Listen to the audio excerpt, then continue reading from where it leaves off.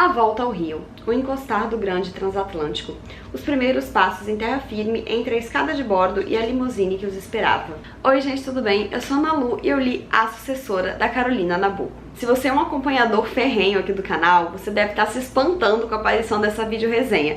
Isso porque eu coloco, sempre por aqui os vídeos de fechamento de mês, onde eu elenco todas as leituras que eu fiz nos meses passados e você já sabe o que esperar para as próximas resenhas. Só que quando eu fiz o fechamento de novembro, que foi quando eu li esse livro, eu esqueci de colocar ele lá e eu só percebi isso quando eu tava editando. Então ele fica aqui como uma entrada surpresa de um livro que não tinha aparecido nos fechamentos.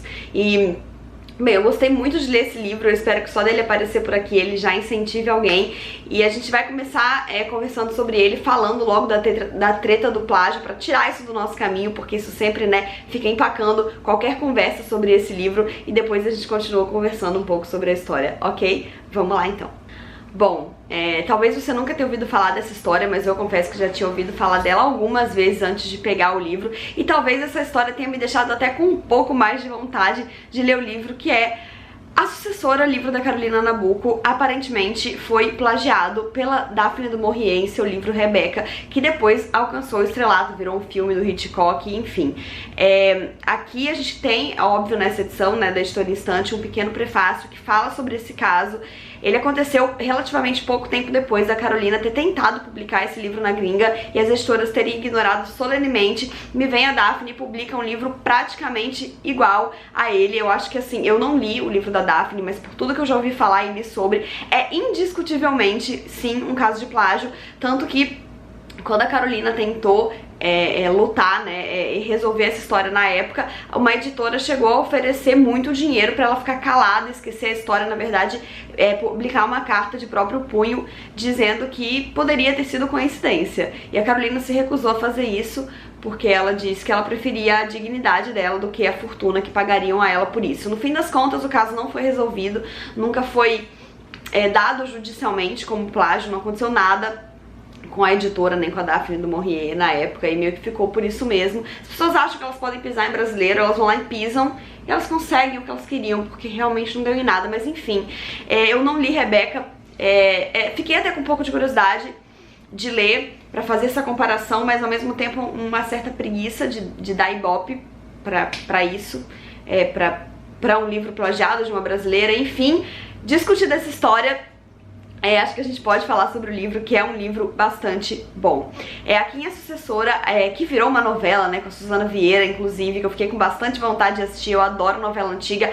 A gente vai acompanhar a história da Marina, que é uma história quase que de loucura e obsessão, assim. A Marina, ela é recém-casada. Nesse momento em que o livro começa, eu falei ali do transatlântico, ela e o marido, Roberto, estavam voltando da lua de mel e indo pela primeira vez pra casa em que ela iria morar depois do casamento, a casa em que Roberto já morava antes, que é uma mansão no Flamengo, aqui no Rio de Janeiro.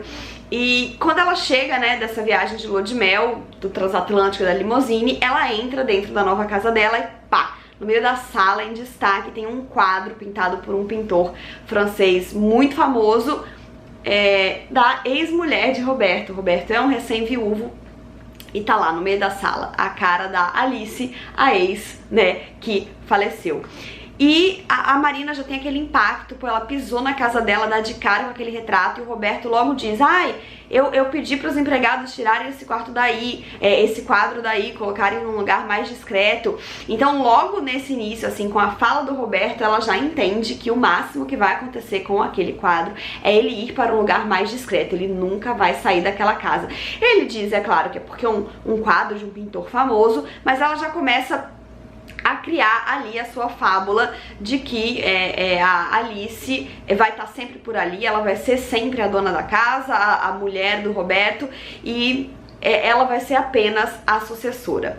E aí a gente começa, a gente tem esse primeiro capítulo, depois a gente vai voltando um pouco pra conhecer um pouco da história que aconteceu antes. Então a gente conhece o antes da Marina, ela é uma menina crescida numa fazenda, então ela levava uma outra vida, ela ela era uma menina mais pacata do interior, mas ao mesmo tempo ela era uma intelectual, né? E aqui a gente percebe até um certo tom de pedância da autora, que deve ter se colocado muito na personagem.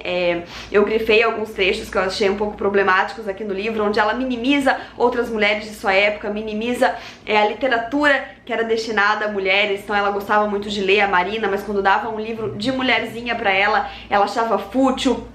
Ela não se interessava por esses assuntos, ela tinha preguiça das outras meninas que a rodeavam e que pareciam fúteis demais pra ela. E eu não sei, né, eu imaginei a Carolina Nabuco muito assim, ela narrando muito do ponto de vista dela mesma, né, ela, filha de um intelectual, abolicionista. Eu não consegui imaginar ela de outro jeito do que ela colocou nesses aspectos da Marina. Mas enfim, Marina, ela no interior, levando a vidinha dela, ela tava ali num quase relacionamento com o primo dela, Miguel, que tinha certeza que ia se casar com ela. E aí chega um dia o Roberto, né, esse viúvo da cidade grande, pra fazer negócios, e ela rapidamente se encanta por ele. O Miguel chega a ter, né, uma crise de ciúmes. Ela meio que termina o relacionamento com ele, mas a princípio por conta dela mesma, não por conta de ninguém. Só que todo mundo consegue perceber que ela e o Roberto estão ali tendo alguma química, alguma coisa. E como um bom romance de antigamente, as coisas evoluem muito rápido. Pouco tempo depois o Roberto já pede ela em casamento, ela já aceita. E ela sai, essa menina do interior cai de paraquedas numa outra vida completamente diferente. Então eles se casam, ela tem essa viagem de lua de mel luxuosa num cruzeiro, e quando ela chega pra morar na mansão dela, ela descobre que já tem uma moradora ali, né? Eu confesso que eu pensei no início que podia ser uma história meio de fantasma, assim, que a Alice de fato estaria na casa, ou que sairia do quadro pra assombrar ela. Mas eu acho muito mais interessante e sutil do que isso, porque o que a Carolina constrói aqui é uma história de obsessão. Tudo acontece dentro da cabeça da Marina. E não é difícil a gente entender o porquê. Tudo bem que desde os momentos em que ela apresenta a Marina pra gente nessa vida na fazenda, ela já coloca a personagem como muito fantasiosa, criadora de histórias. Mas à medida que a história vai evoluindo, a gente vai percebendo que não é só o quadro. E eu imagino que eu também seria afetada por esse tipo de situação. Então a Marina chega nessa nova vida e tudo cheira a Alice. Os empregados da casa não param de falar da dona Alice, os amigos do Roberto não param de falar da Alice, de evocar a memória da Alice. Todos querem que a Marina seja uma nova Alice, só que elas são mulheres completamente diferentes. Então a Alice era uma mulher da cidade, ela era uma mulher moderna, ela era uma mulher que gostava de festas, uma mulher elegante, sofisticada, viajada. O contrário de tudo que a Marina é e que ela começa a tentar ser, ao mesmo tempo em que ela se exaure, porque ela sabe que ela nunca vai ser, e ela vai criando esse rolê todo na cabeça dela de eu tenho que ser Alice, eu nunca vou ser Alice, o fantasma da Alice vai estar sempre por aqui, as pessoas sempre vão preferir ela, a casa vai ser dela, os empregados vão querer que eu seja como ela, os amigos querem que eu seja como ela. Em alguns momentos ela tenta, mas em outros ela não dá conta, e o tempo todo ela fica com isso na cabeça, assim. Então é muito interessante perceber como a Carolina vai construindo essa loucura, né, que vai crescendo. A personagem, ela vai meio que adoecendo, ela vai perdendo todo o seu brilho, o seu encanto, ela vai se tornando uma menina cada vez mais reclusa, mais frágil, porque ela tá tentando chegar num lugar que nunca vai ser dela, né? E ela fica olhando para aquele quadro insistentemente, porque o que o Roberto fez? Tirou o quadro da sala e colocou num quarto que é uma espécie de biblioteca, uma sala de descanso, que é onde a Marina passa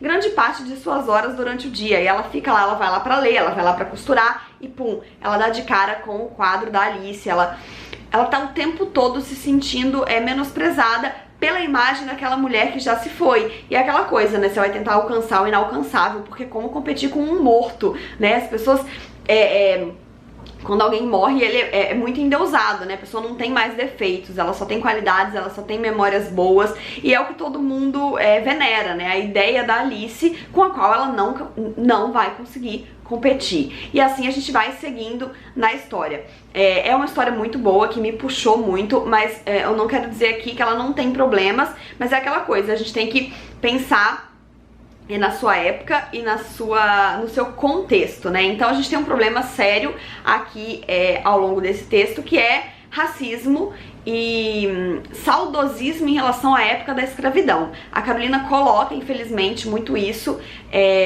no livro, né? A gente tem pedaços em que a gente tem na narrativa a própria Marina falando dos tempos áureos em que a fazenda vivia cheia de escravos, hoje em dia não pode mais, dos tempos incríveis pré-abolição. Então ela vai colocar muitas dessas notas, né, que não deixam de ser muito pesadas, de um certo saudosismo em relação à escravidão, o que é muito louco, né, a princípio a gente pensar, porque a Carolina é filha do Joaquim Nabuco, um dos abolicionistas mais famosos da nossa história, mas é aquela questão, né, não necessariamente os abolicionistas eram santos a favor do fim do racismo, que acreditavam que todos éramos iguais, né, muitas vezes muito pelo contrário. Os abolicionistas eram intelectuais que estavam o tempo todo comparando a nossa história, mirando a Europa, que era o que eles queriam ser, o que eles queriam transformar o Brasil naquilo. E chegou um determinado momento em que a escravidão era sinônimo de barbárie e de falta de civilização. Então muitos dos abolicionistas brasileiros, não é que eles eram bonzinhos e acreditavam que os negros deveriam ter os mesmos direitos de seres humanos, eles só queriam acabar com aquele sintoma de falta de civilização aqui no Brasil. Então era quase que acabar com isso por um bem maior, não que isso fosse ser fácil. Então eu acredito muito que a Carolina vivenciou a situação dessa forma, era tipo assim, a gente tem que fazer isso aqui e acabar com certos confortos e privilégios pra gente ser melhor aos olhos do mundo e crescer enquanto sociedade, né?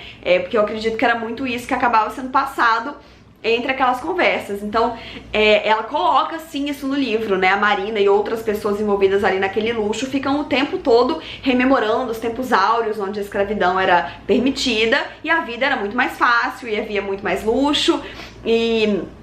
E não só isso, né? As descrições que a gente tem dos negros aqui no livro muitas vezes são pesadas e problemáticas. Então tem um momento em que ela vai na capela e ela fala que era o dia dos negros poderem ir na igreja e ficava aquele cheiro ali, aquele cheiro de negros dentro da capela. Então ela fala coisas assim e é impossível a gente não se incomodar enquanto tá lendo, mas é aquela coisa, né? Se eu lesse um livro que se passasse nos dias de hoje de um escritor contemporâneo e que falasse uma coisa dessas, a gente colocava na fogueira, né, sem pestanejar. Mas a gente quer ler coisas antigas, a gente quer ler livros de outras épocas, a gente tem que dar esse, não seria o benefício da passada de pano, pensando tipo assim, ok, esse livro ele foi escrito em 1934, ele tinha outro contexto, essa pessoa vinha de outro lugar, ela vinha de outra história, porque senão não tem condição, né, a gente nunca vai poder ler um clássico. O que também não quer dizer que a gente não possa falar sobre esses pontos, pensar sobre eles e debatê-los, né? Não quer dizer que não aconteceu. A gente só não pode querer tacar o livro na fogueira como a gente tacaria caso fosse um escritor de hoje, mas falando sempre sobre esses assuntos e pontuando. Então já aviso desde já que tem sim muitas passagens incômodas, e não só, né, sobre essa questão dos negros, da escravidão, essa é que mais marca, mas como eu falei, aquela questão dela subjugar outras mulheres e falar que as mulheres são menores, e a questão da futilidade. Então eu usei até um código de cores, eu raramente uso pra taguear o livro, mas essas verdinhas são a dos pontos problemáticos, porque eu falava assim, gente, não tem condição, né? Então eu escolhi uma outra flag pra marcá-los.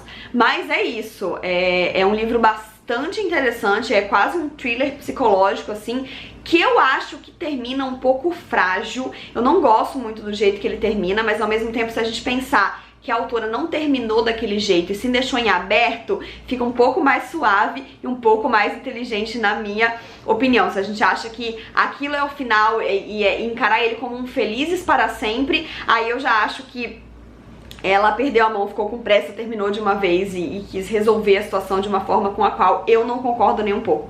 Eu gostaria de ler uma parte 2 dessa história pra saber como que ela continuou, porque, na minha humilde opinião, vem mais bomba por aí e muita bomba psicológica pra cima da Marina. Mas não vou aqui falar sobre o final do livro, né? Se vocês já leram, comentem aqui embaixo, avisem, alerta de spoiler no comentário pra gente continuar um pouquinho dessa discussão, porque eu acho que um livro 2 seria bastante interessante. Mas é isso, né? Como é que a gente vai pedir pra Carolina um livro 2? Ela já tá, ó, debaixo da terrinha dela, lá dormindo em paz há algum tempo. E é isso, gente. Eu espero que vocês tenham gostado desse vídeo. Não esqueçam de se inscrever no canal se ainda não forem inscritos e deixarem um joinha se curtiram, porque isso ajuda muito o canal a crescer. Um beijo e até a próxima. Tchau!